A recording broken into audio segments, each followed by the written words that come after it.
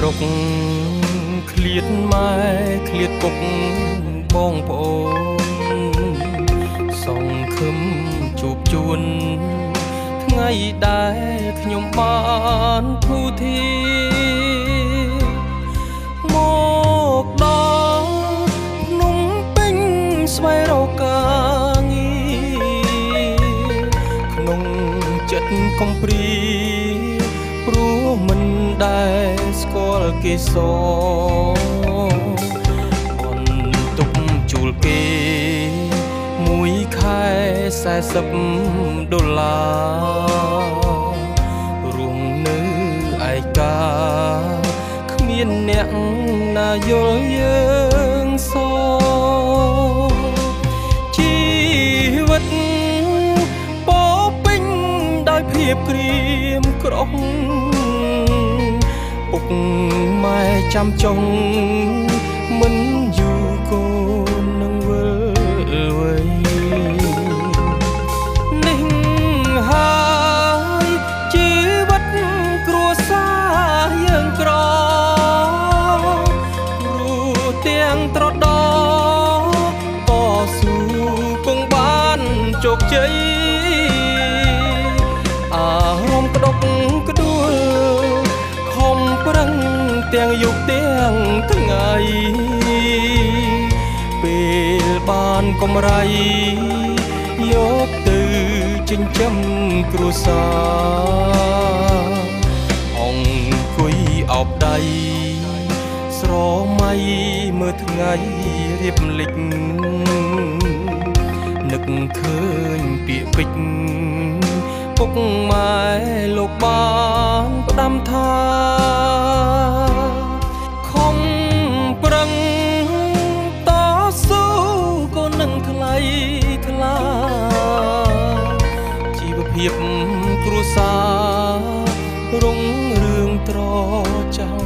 ត្រចង់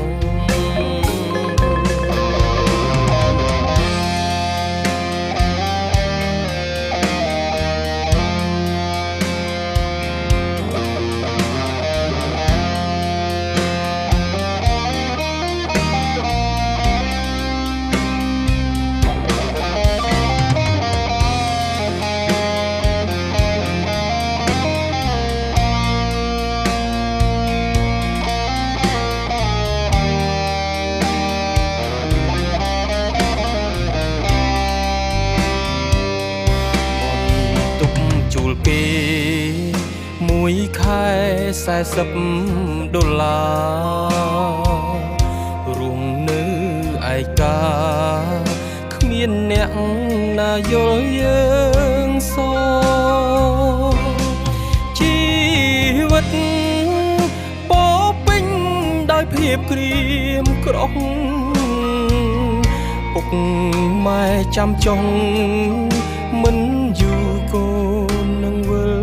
លវ័យនេះហើយជីវិតគ្រួសារយើងក្រព្រោះទាំងត្រដោតស៊ូគង់បានជោគជ័យអារម្មណ៍ក្តុកក្តួលខំប្រឹងទាំងយប់ទាំងថ្ងៃពេលបានកម្រៃយកទៅចិញ្ចឹមគ្រួសារអង្គុយអោបដៃស្រមៃមើលថ្ងៃរៀបលិចនឹកឃើញពាក្យពេចន៍ពុកម៉ែ